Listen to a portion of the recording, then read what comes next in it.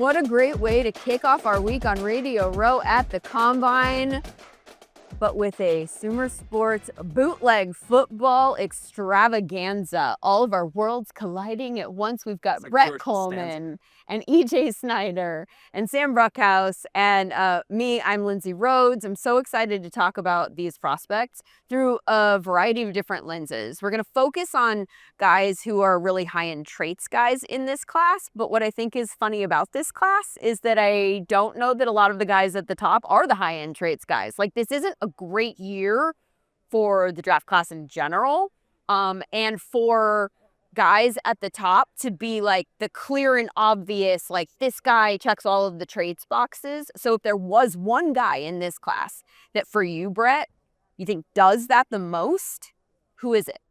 Jeremiyah Love.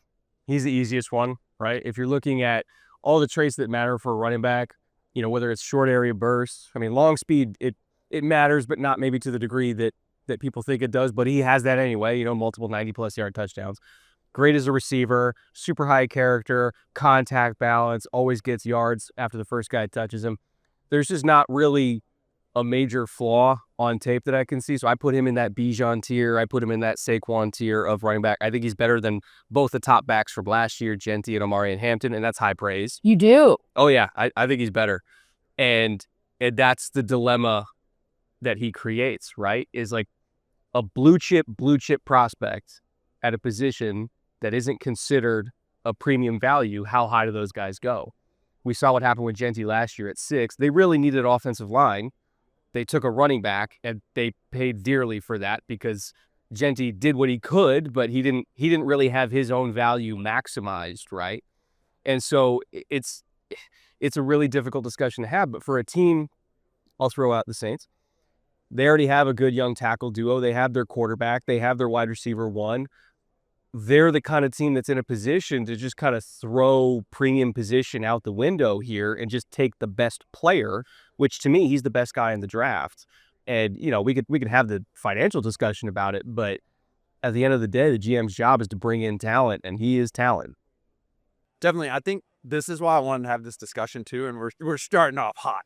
We're talking about running back position. We're talking about my New Orleans Saints. Like, everything's great here. So, like, comparing what you said to what our Sumer traits say, again, like, the Sumer trait idea is that we're trying to add some process or some objective measure and trying to formulate what scouts are looking at in the statistics. And so our playmaker trait, which is designed to collect explosive plays, he's fantastic in. Yeah. He yards after contact, he's one of the best guys in the draft, one of the best guys in our historicals going back to 2019, as you said. So I agree with the Genty point as well. Inside run, something I think people don't realize when you think about Jeremiyah Love, also a blue chip prospect in that.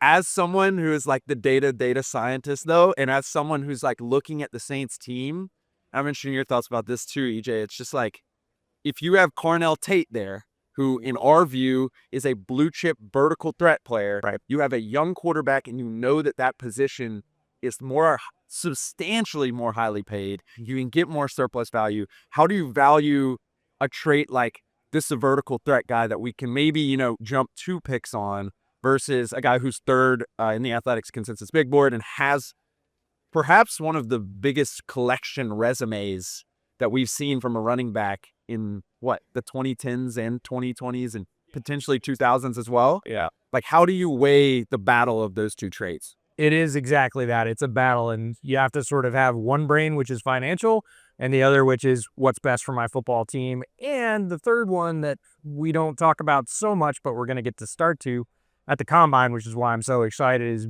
how does this class stack up? What's the makeup of the position groups? If I don't go with Carnell Tate in the first round, what will I get later? If I don't go with Jeremiyah Love, what's the drop off to the running back I'm going to get in round 2 or 3 or wherever else I look? And you have to sort of weigh those things as a sort of third almost tiebreaker. Financially, there's no question that wide receiver would be your pick just because of what it gives your team financially down the road to not have to pay a wide receiver a second contract for 5 years if you pick him in the first round.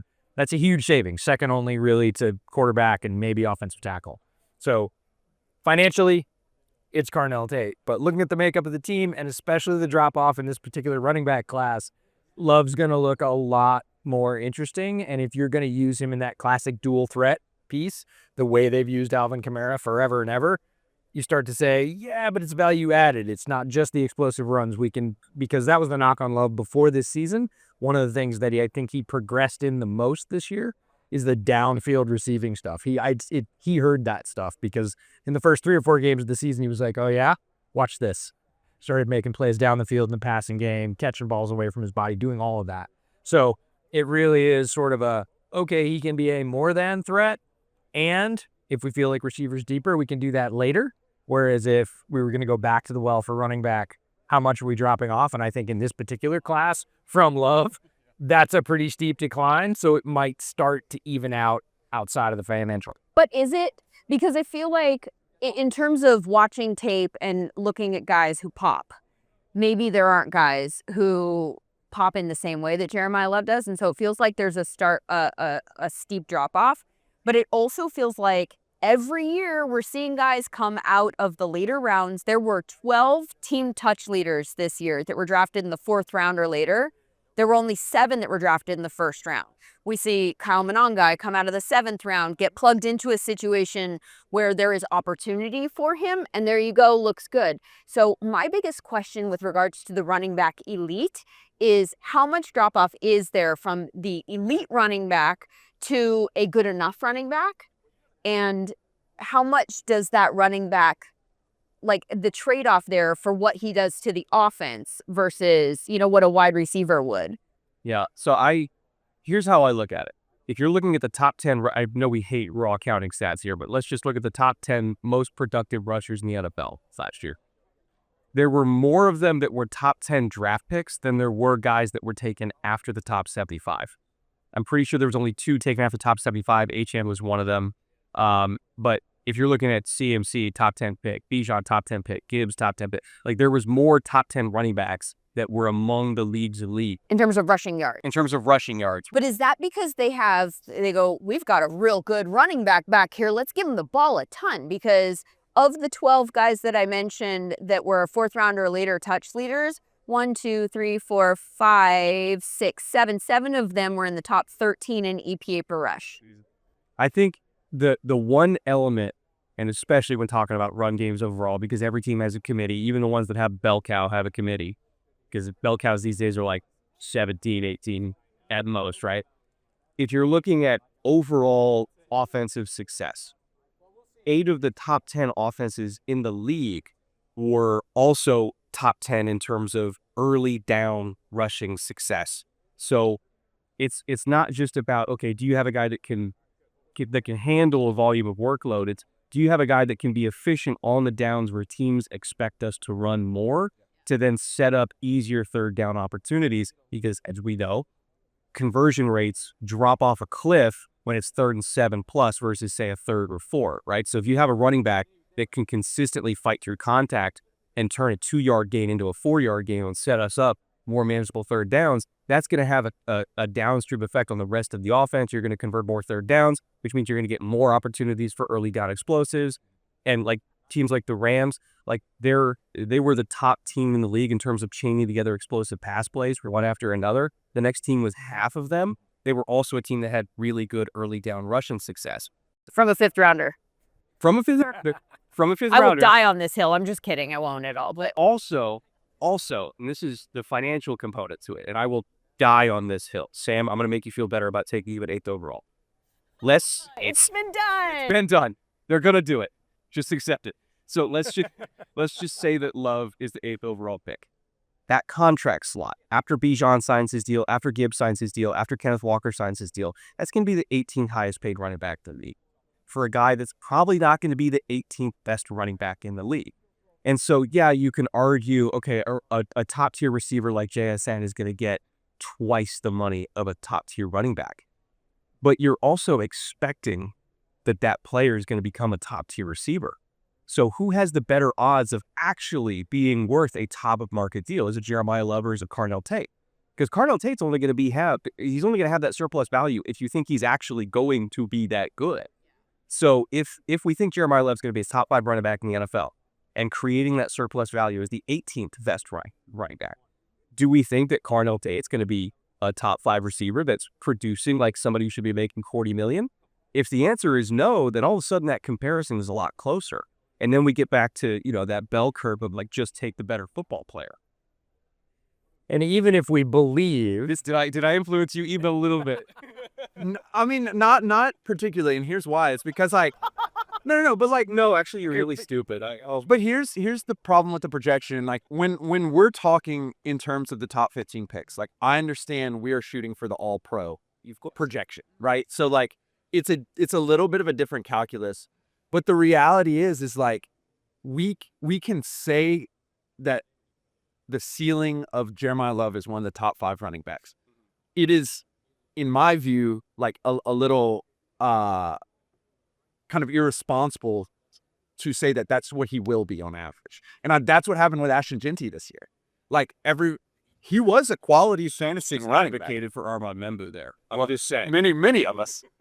But that's my point. It's like we can say he's going to be the 18th, highest paid running back. But the reality is, on average, even if we do think he's the best prospect of all time, technically he would be 75% of that.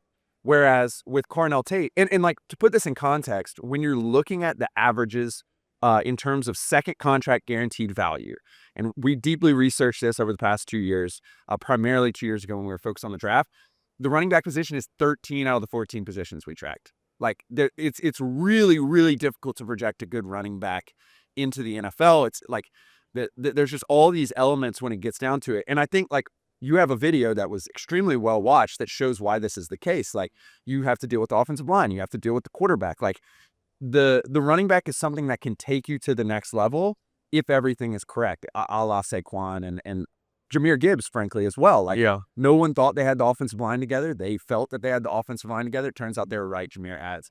So I'm still like, this is like I'm happy that you're bringing this up because the people are going to get to see like two people on like islands that are. It's almost like Ireland and England, like back in the day. But I think like there is value also to shooting for someone who can be an all-pro versus someone who you think can be a quality second receiver. The reality is the second receiver just provides so much more value, number one, to the passing game, like distributionally, and secondarily to your financial aspect that I just think you can't take a running back in the first round. And like, I would never recommend it ever. I just want to go back real quick because I feel like, did you just imply that Ashton Jeanty did not pay off his pick in terms of talent this past season? Because I feel like he was good.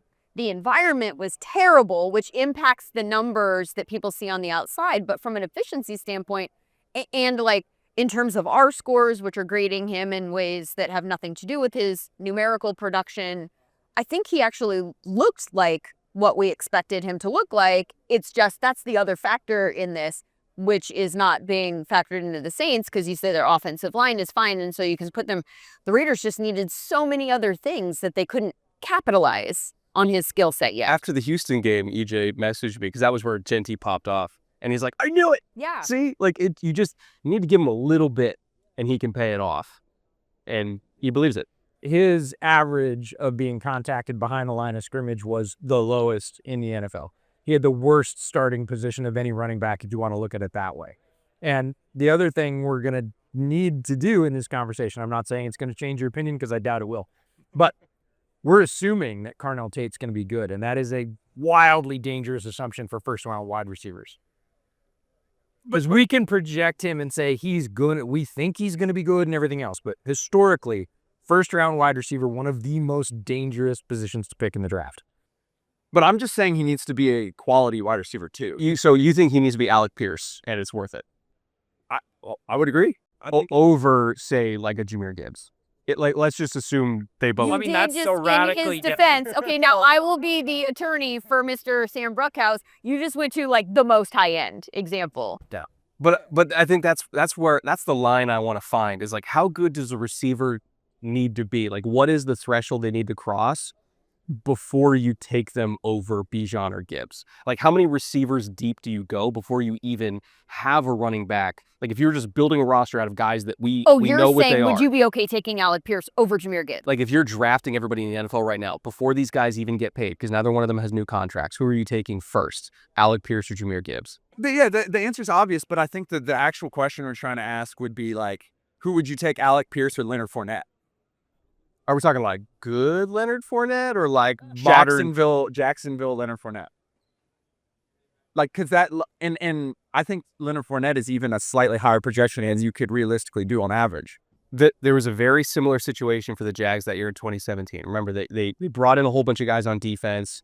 They had that Saxonville defense that year. Went to the AFC Championship game. Probably should have won that game, if we're being honest. Jags fans never let anybody forget it. Would Blake Bortles have been as okay as he was without Leonard consistently setting them up for better third downs? And if you're looking at it that way, is the better pick for Tyler Shuck and his development? If we're trying to get surplus value, how about we get surplus value out of the quarterback by making his job easier? Let's change the defensive gravity. Yes. Changing the structure of the defense, changing the average down and distance that you're facing. Like, if we're trying to get our money back from something, how about we get our money back from making our quarterback better by giving him easier situations to deal with? Let me go to the next layer of this. Okay, since we're talking positional value and you think that he's the best player in the draft, and I don't think it's a particularly high-end draft. Like, it's not full of guys like that teams are going to be like, I'm dying to get this guy. Now, if you're the Chiefs and you're right behind the Saints. You can't do it. No. You can't. Because their best edge rusher is Chris Jones. Okay, so you're saying they can't take him, period. They have so many other fish to fry. Okay, let's pretend for 3 seconds, just because the part of it that I wanted to capture here, let's pretend like they were like, we're good and we want him. He's our favorite. Can you move to get ahead at a running back? Like, if you're like, now we're in a stare down, we're back to back. Sam just passed out. No, 100%. He's like, trade up for a running. Did you say trade up or running? If you're saying he's worth taking at 7, is it just he's worth it, but he has to fall to you? Because it's already a debate about whether it's worth it there. EJ and I had this conversation last week because if you're looking at the average roster makeup of a team that has made the Super Bowl in the last 15 years and versus teams that have been picking in the top 5 in the last 15 years, the difference is 2 homegrown starters, 2 homegrown guys that they have drafted themselves. That's really all it takes. And there is a downstream effect financially from having homegrown starters that you're paying earlier at more reasonable contracts. If you're looking at the Chiefs' individual cap situation right now, they're in trouble. And they're going to be in trouble next year, and they're going to be in trouble the year after that. So they're one of the teams where they actually have to trade down to get a higher volume of draft picks so they can get rookie contracts and stay stable financially. Because there is that downstream effect of having homegrown talent that makes your roster cheaper. And again, they cashed in a lot of those chips. They built a dynasty, had really expensive quarterback, pass rusher, tight end, all that.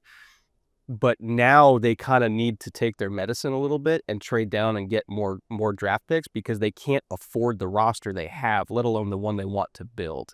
So the Chiefs are a different situation for me just because of the financial implications here. But you look at other teams where they have $20 million now, and with restructures, they can get up to $80 million in cap space. It's a totally different outlook for them because they can afford to be more aggressive because they have money to fill in the roster with free agents. So they can afford to kind of let some draft picks go. But I mean, hell, this is what you guys get paid to do, right? You're balancing the draft with the financial ramifications of the draft, not just this year, but next year and the year after that and the year after that. Like, all these teams are planning 3 years ahead of time for that reason. Let me go to the flip side of this conversation. And part of this was that it's not particularly a deep year of running back talent. So let's use the trait data that we have to maybe find some value later. Is there a name, Sam, that has popped in the data at the running back position of somebody who might be flying under the radar? Yeah, I think there's a bunch of different ways you can go. You think Whittington from Oregon, like, there's a guy who has quality traits across the board. And I think you even look at like the 63 consensus big board position, you look at Jadarian Price as well. Does he have those high-end blue chip certified multiple years of production like Love has? No. But can he be a great outside zone runner? Perhaps. And so I think that's where the thing is, like, a data scientist that I get tripped up on, particularly at the running back position, is like, how far away are the tiers? And is that magnitude different for different positions in different years? And the year that I always come back to is the 2024 draft in terms of wide receivers, where the Chargers go and pick Joe Alt, and Chargers fans are immensely upset. They're like, we have 3 premium wide receivers on the board. And they go get Ladd McConkey, who, like, you know, last year a little bit of down year, banged up, but, like, for the most part has been as productive, if not more, as Rome Odunze, as Marvin Harrison Jr. And so the running back position almost yearly, you can go, you got to get a little bit lucky, but, like, you can get a Ja'Cory Krosky-Merritt, who we watched show out at the Shrine Bowl. Everyone was talking about. There's multiple guys like that. Like, if we're talking about a 7th round undrafted guy, Eli Heidenreich from Navy is a guy who could potentially add the passing production that y'all were talking about as well. And so there's just the guys like that where it's like, you can kind of throw them in if the situation's right. You go multiple different spots, and it's like a struggle for me as a data scientist to, like, recommend or say that Jeremiyah Love is on average, and the distribution of ways that his career could come out, especially given, like, he hasn't struggled with missing games, but he has struggled with injury. Yeah. That he can just immediately slot in and be an all-pro guy, as compared to, you know, a guy who can come in and be an efficient and effective rusher that may not have the ability to hold the target share or hold the carry share that he has. Another name that is maybe splitting the difference between Jeremiyah Love and our friend from Navy, Emmett Johnson is the guy who pops the most in our trade metrics.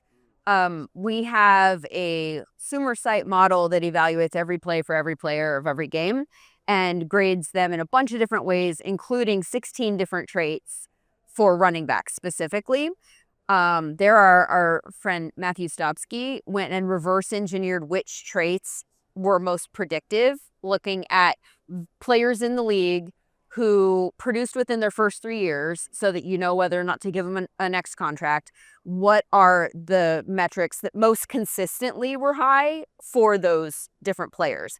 And the ones for running back were yards after contact, outside run, ball security, and hands. Those 4. And if you just looked at those 4 scores for the different traits, Emmett Johnson was the highest scorer in this year's class. He had a 10 in hands, a 9 in ball security. This is on a 1 to 10 scale, a 7 in outside run.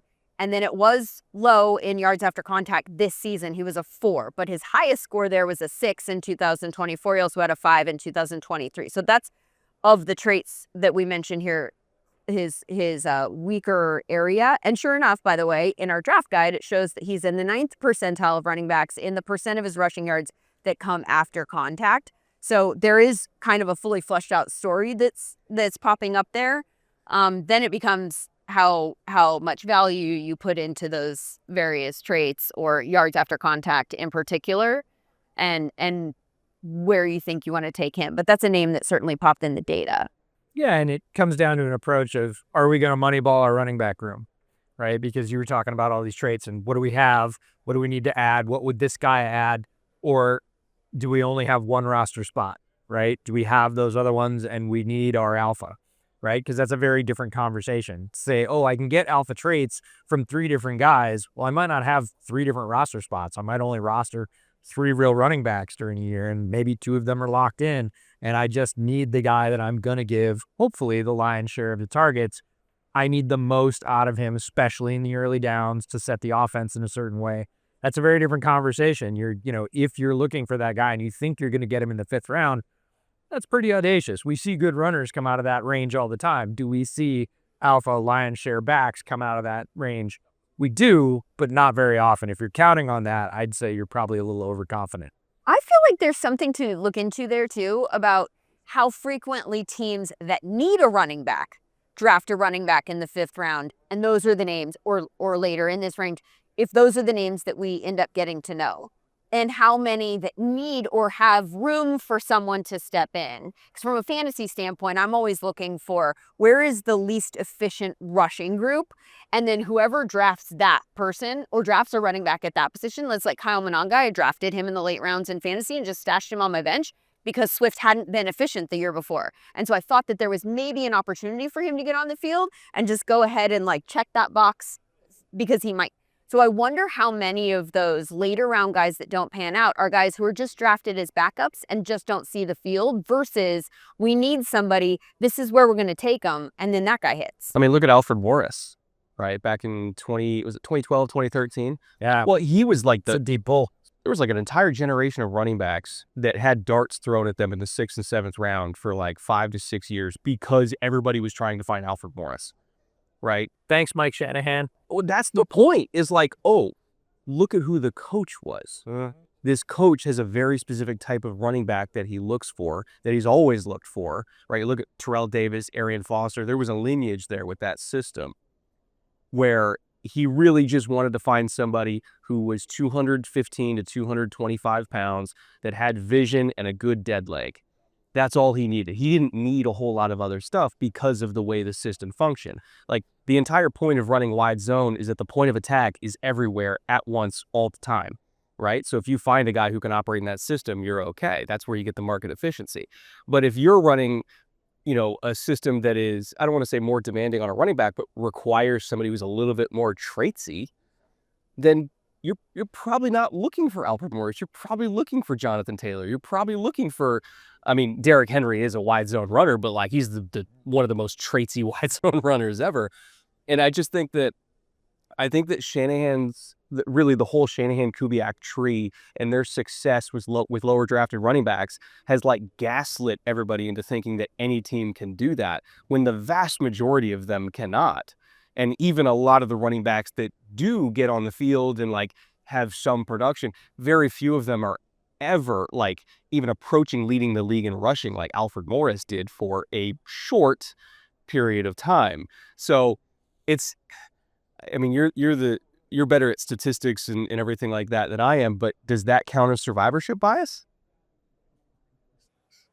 I mean, I think you can like go down the list and start to pick folks though. And like the Shanahan tree, for better or worse, like is most of the league now. And so it's like, you look at Monangai, who's technically in an Anthony Lynn system, I suppose, or a Dan Campbell system. And I'm thinking of guys like Doug Martin, for example, like back in the day, that was a late round draft pick. And even Alvin Kamara to a certain degree, who had the traits and maybe was off the field stuff that moves into the third, fourth round. But like, I just think that given what we understand about the running back position, our evaluation of a running back is always going to be tied to his college coaching system, etc.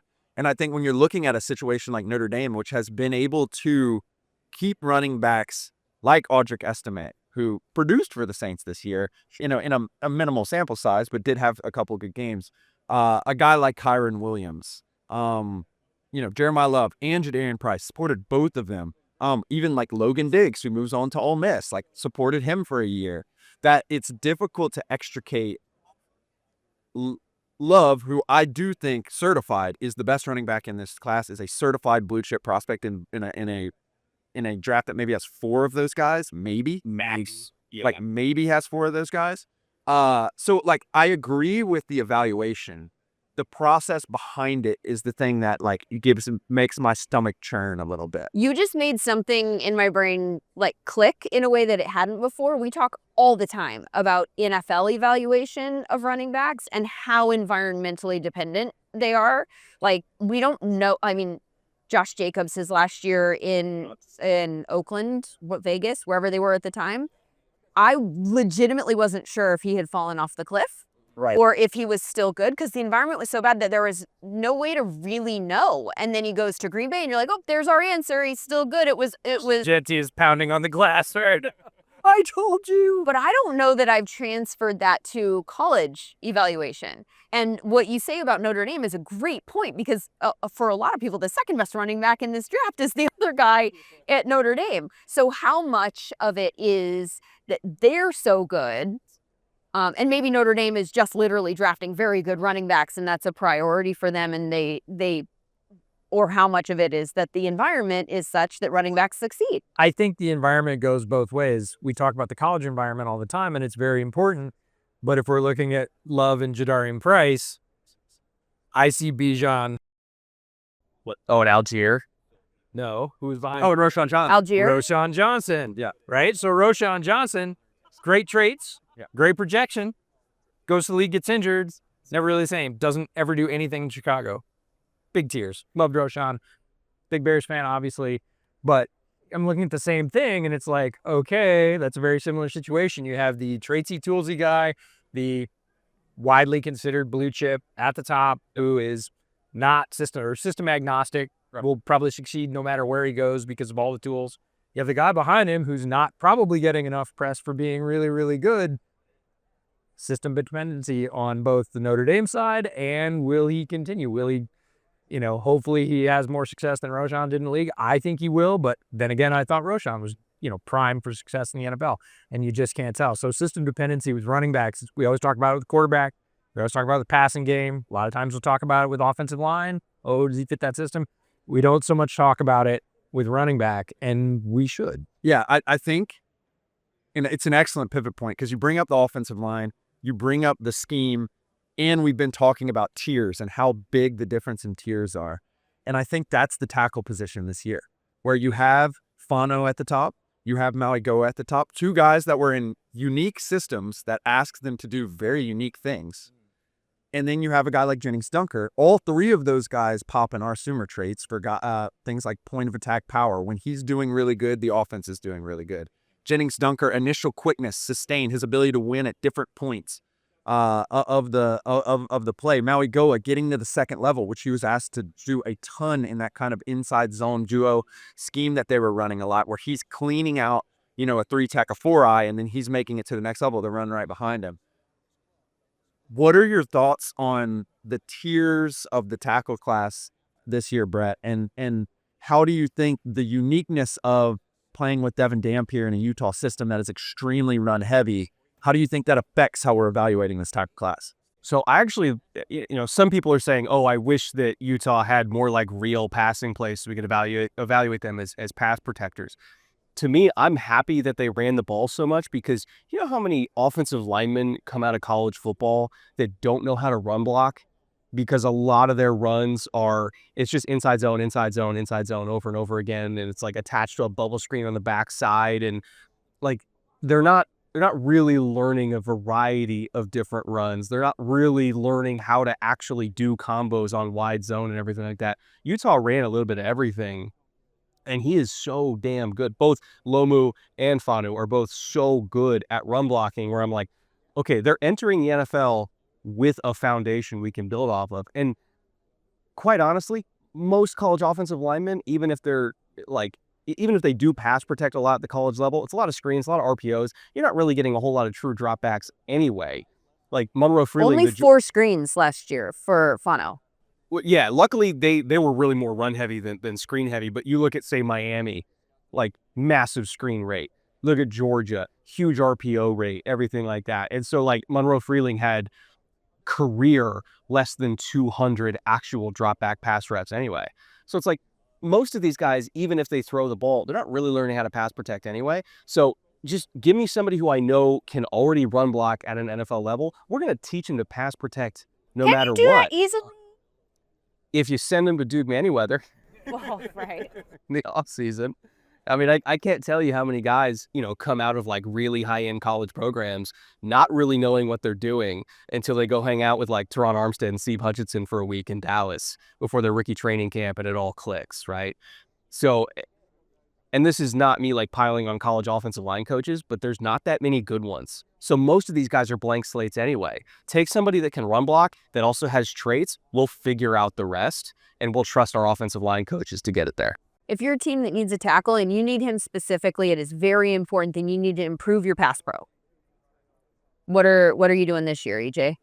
I would say left or right first, but some people say that does matter and some people say it doesn't. The people I asked are the tackles themselves, and it's a very individual answer. It's, hey, can you use the other hand to do anything? And some of them say, yeah, I'm fine, both sides. Some of them are like, absolutely not. I need to be on the side I was on or the side I'm strongest at. If you're talking about pass protection, it's funny, we were talking about the Utah tackles and Fano is one of them, and run blocking is where he pops. And talking about getting to the second level, being hyper aggressive, burying guys, always getting to a second, sometimes a third target, I would say often, you see that, and then you see him as a pass protector, and he's like almost a different guy in terms of how he is physically. He has all the skills. He has mirror, mirror, mirror, but you don't see that aggression. And it's like, wait a minute. I just saw you bury 3 guys in the run game. Can you do that in the pass game too? And you know he can physically, but he's just almost 2 different guys. So the skills are there. Do you think it's a level of discomfort, like, because that's not been fully fleshed out yet? I think it's more coaching, to Brett's point, in terms of he was coached to do this. And strangely, what it takes me back to is the tight end discussion, right? When we're talking about, oh, can they do it, or they just weren't asked to, or they don't have the physical ability. With a guy like Fano, the physical ability is there, both for power in the run game, the ability to hit moving targets, which is difficult to do, and the ability to mirror very athletic edge rushers in pass pro. But you don't see the aggression in pass pro. You know, they say pass pro isn't passive. You see him being a little bit passive. And I have to believe that's what he was taught to do. When you're in this phase of the game, you play it this way. I know he can do the other thing, and I think offensive line coaches in the NFL will ask him to do it. It's in there, but it's a question of, you know, does the light come on? And that's the real value of when you were talking about NFL evaluation, right? Look, kid, you're moving from one level to another. This is what played there. This is what's important here. You'll hear all kinds of different voices telling you what's important. We're here to tell you, you need to master these things. And if you do, you'll be successful in this league. Will we see that at the combine when they go through drills for a Fano or a Maui Goa? Like, if you're looking for whether you were taught to do something, but can we look different doing this? It's there a an difficult opportunity? environment for that because it's very, in a way, superficial, and it's one size fits all. Yeah. Right? I'm going to do that so hard. Yeah, I'm going to hit that pad so hard. Yeah, like, does that really translate when you're on the field? It really comes down to who they're working with in the offseason, because not just offensive linemen, but we hear it with quarterbacks, running backs. They all have position coaches outside of their building because they don't have a building yet, right? That are teaching them to do things. What are the translatable skills? What do you need to get better at that, you know, to flesh out that resume from college so you can really be successful at a different level where everybody's bigger, stronger, faster. Everybody was the best guy in their league. And, you know, it's at the combine, you're not going to get that depth, right? You're going to see some of the flashes, the movement skills. Certainly, you might see the length play out a little bit, but it's all just glimpses, right? You're not going to get it till you get in camp, and especially with offensive linemen, till the pads come on. Yeah. While we're talking about pass protection, I think it's an interesting time to pivot to the quarterback position a little bit, and also kind of how it affects the tackles, because you think of Fano and Maui Goa in particular. Devin Dampier is one of the best pressure to sack guys in the history of the NCAA. Like, the dude did not get sacked ever. He didn't do it while he was in New Mexico. Didn't do it while he was in Utah. Carson Beck is an above average, pressure sack guy. Like, from the research that we've done, we're of the understanding that sack avoidance is a quarterback trait. And we're now looking at the 3rd straight year in which the major prospects, which I guess we can kind of take Caleb Williams out of now, given he had such an insane sack rate year last year. But Jaden Daniels, Drake May, Cam Ward, Shedeur Sanders, and now Fernando Mendoza, all below average sack avoidance guys. And so when we're looking at guys like Bo Nix immediately seeing success, Tyler Shuck immediately seeing success, is there a case for sack avoidance is a trait? It's a trait that is pretty sticky. It's a trait that you have to have in the NFL. It makes your offensive line look better. It may make your running back look better as well. And it makes your offense at least stay on schedule. Is that a thing that we need to really be worried about Mendoza and some of the other prospects? Or is it something that is more of a playmaking aspect where, Drake May and Jaden Daniels do take a lot of sacks, but they make a lot of plays as well? Brett, what are your thoughts? I would say, you're correct. Sack avoidance is massive, and we saw that in the Bears offense last year. I mean, where would that offense have been without Caleb making magic happen and even turning potential sacks into throwaways, let alone turning potential sacks into explosive plays? But the question isn't, does it matter? We know that it does. The question is, can you teach it, right? Can you develop sack avoidance? And I know that Caleb is a special case because he's so athletic and he can do stuff that other people can't. But even for just a normal NFL level athlete at the quarterback position, which I think we can call Fernando Mendoza that, like he can move, but he's not like a crazy mover.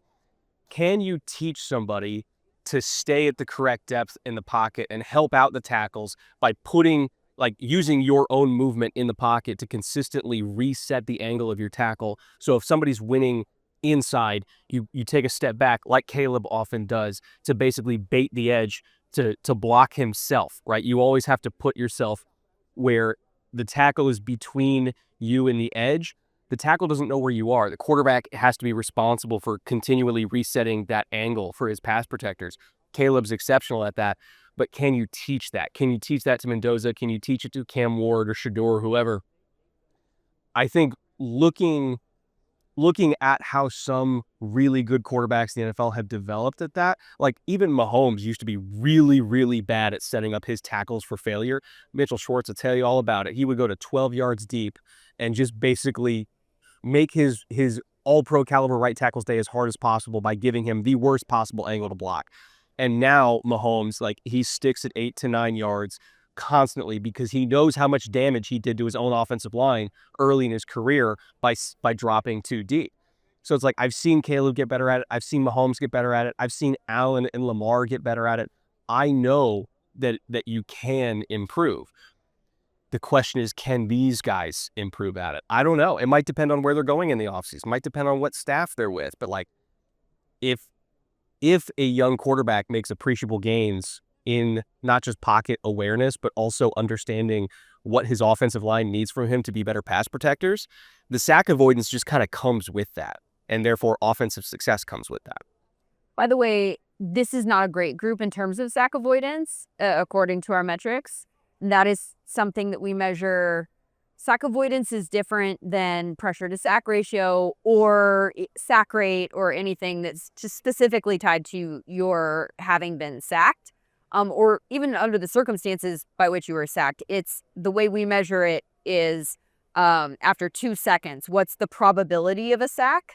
And how frequently did you get out of it? So if there's an 80% chance of a sack at 2 seconds and you got out of that sack, then you get a plus score, right?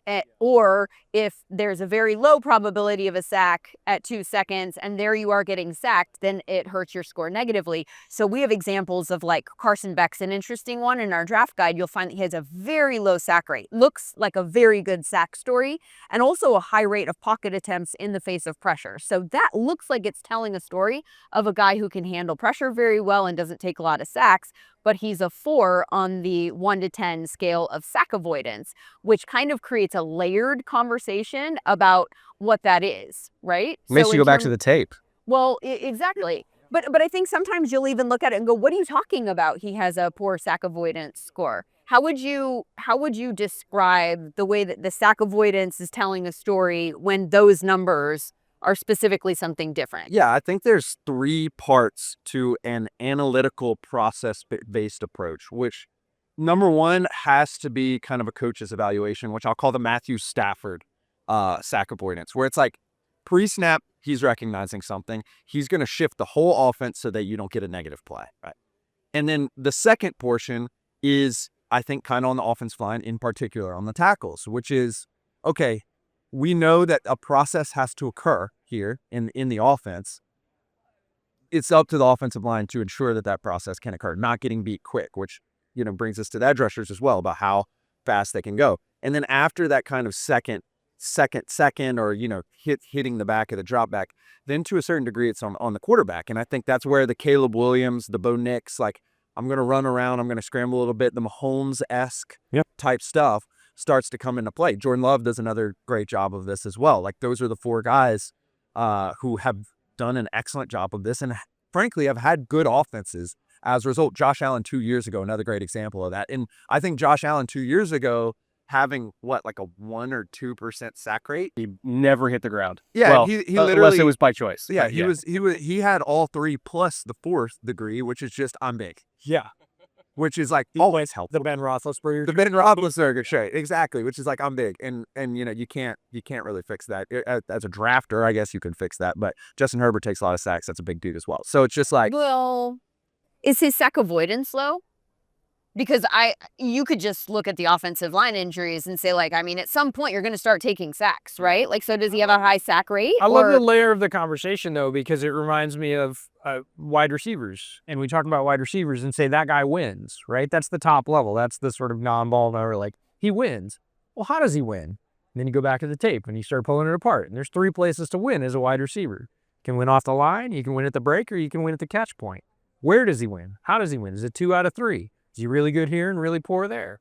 And the way you broke down first thing is, Of those 3, which ones are the most important? Yeah. Now, yeah, exactly. Is the offense's job on the center? Sometimes it is to reset the protection. Sometimes it's on the quarterback, especially if you have a veteran quarterback. That's the first step. Second step is we got to execute. If your tackle gets beat in 0.5 seconds, he doesn't get hands on the rusher, okay, that one's on the offensive line. Then it's on the quarterback. Does he do the Mahomes thing? Go back to, again, this was the first year of Mahomes. He would 12 yards, and then he would bail out at a 45 and go even deeper. We saw Jaden Daniels do this in college a lot. And it's like, no, you have to step up and limit that. And then there's just that Caleb magic, that Josh Allen, I'm big, like that sort of fourth intangible of like, hey, I'm just really hard to get on the ground for multiple reasons. But it goes in that order. Like if you don't get the play right, you're going to get crushed. If your tackles don't execute the play, you're going to get crushed. If the tackles execute the play, but the quarterback's not where they thought he was, you're going to get crushed. It's PEMDAS for quarterbacks. Lots of paths to crushing here. It's right down the line. And I love the ability to sort of break it apart because we've always said, oh, that was a quarterback sack. Yeah. Well, why? By the way, we need to start tracking that because we have the ability to was it decide number 1 that. or number 4? It's a good question. And I like how you broke down wide receivers too, because the trait-based wide receivers that I thought were interesting for this discussion was Skyler Bell, who we thought was he was a blue chip after the catch guy to add another element where, is after the catch actually a quarterback step? Like there's all these questions about that. So Skyler Bell was a perfect 10 certified blue chip after the catch guy. Then you look at Ted Hurst, and these are 2 guys that are like Shrine Bowl, Senior Bowl guys. People are still trying to get evaluations on Brett, where it's like Ted Hurst is a separator. He was an 8 in terms of our separation score. So Brett, what are your thoughts on kind of that delineation in particular with these 2 guys who I think teams really like, but they don't know where they like them in the draft yet?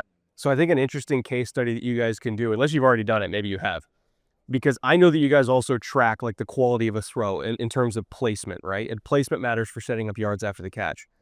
So I don't know if yards after catch over expected factors in ball placement or if it just factors in the position of a defender around a receiver. I'm assuming it's just about defender positions and like how much space is available.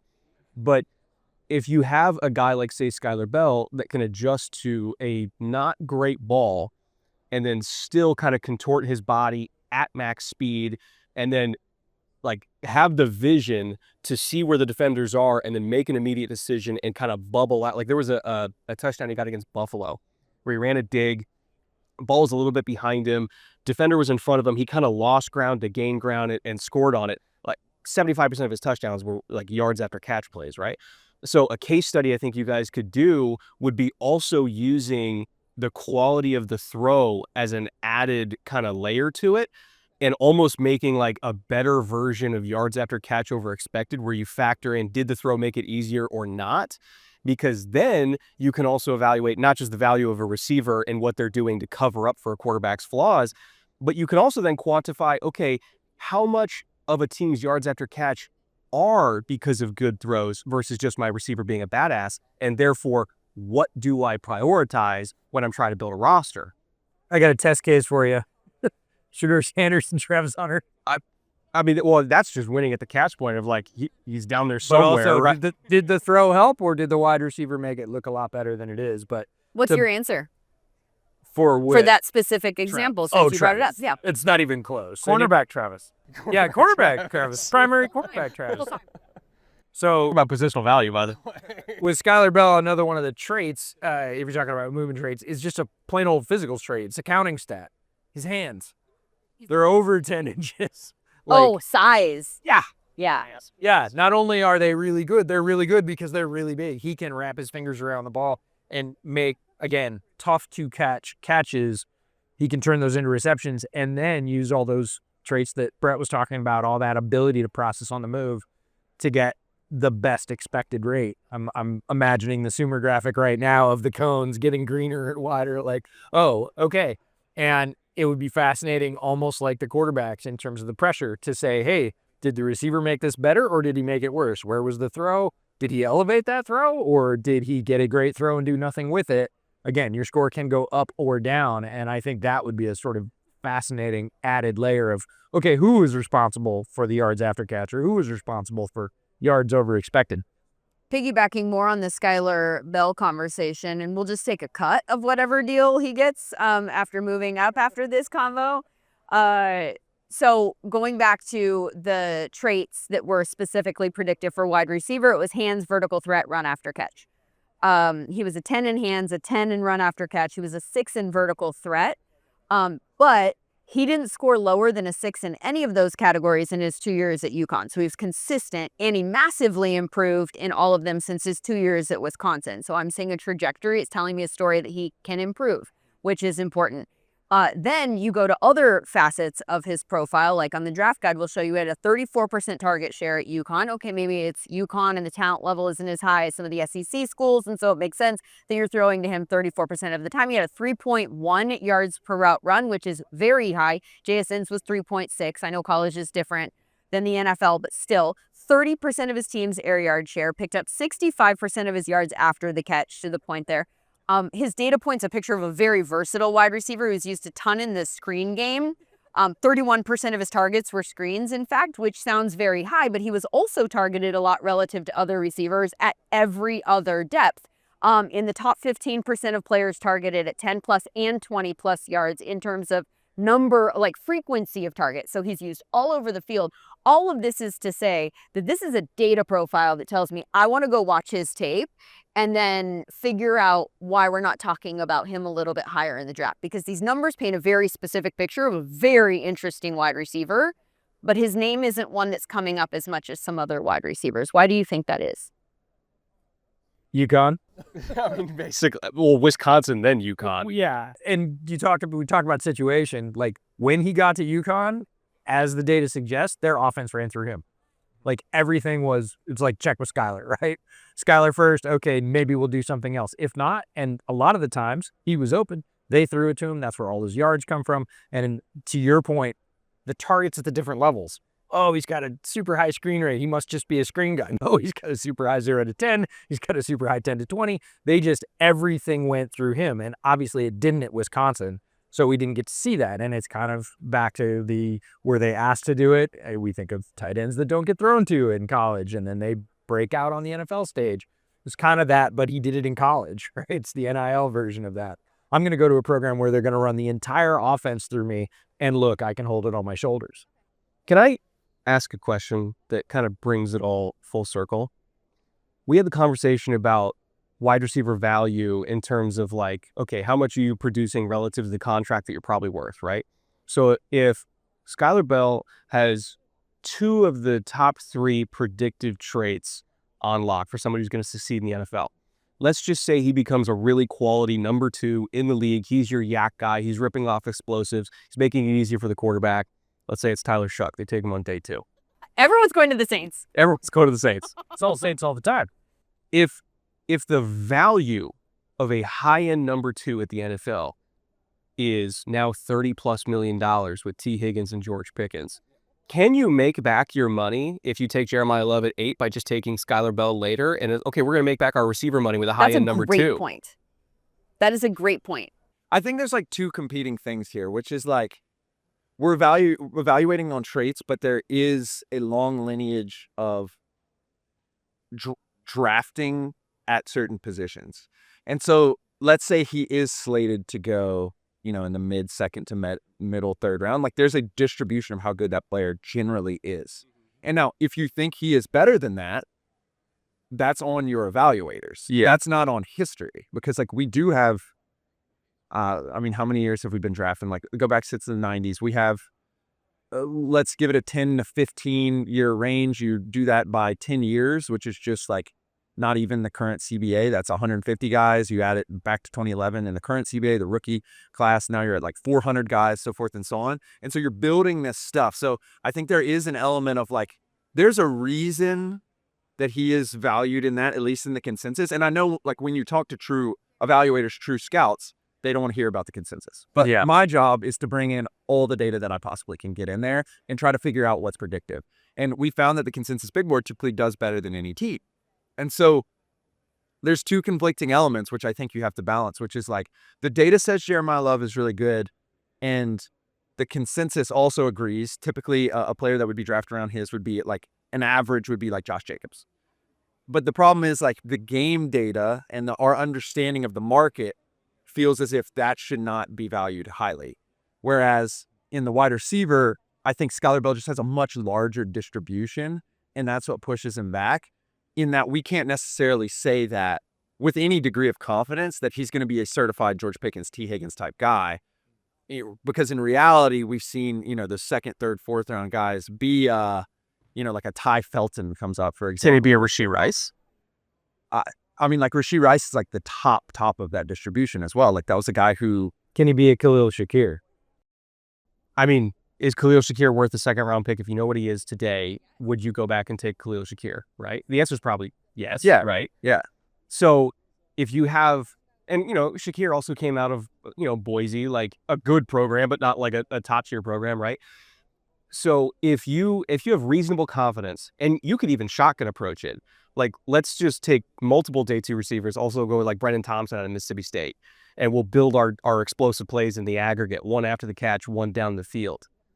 Does that then give you the leeway? Let's even take running back out of it. What's like a middle value, like defensive tackle, right? As far as contract value. I consider like guard, probably. Guard. Yeah. So does that give you the leeway to take like Vega Ioane from Penn State if you can come back and attack receiver in the aggregate on day 2?